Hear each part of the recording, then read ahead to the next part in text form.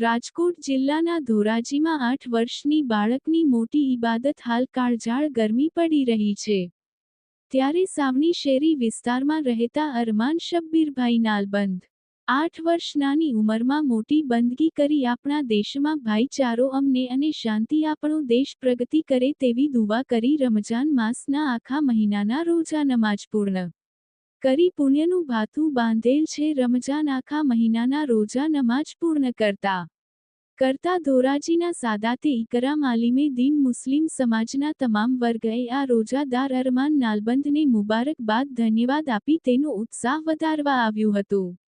આ રોજાદાર અરમાન સમસ્ત સુન્ની મુસ્લિમ જમાતના પ્રમુખ યાસીનભાઈ નાલબંધ ભત્રીજો થાય છે। બાઇટ અરમાન નાલબંધ, રિપોર્ટર મતીન બાપુ સૈયદ ધોરાજી। નામ અરમાન શબ્બીર નાલબંધ આખા મહિનાના રોજા નમાજ તરાવી ને આપણા દેશ સાટું દુઆ કરી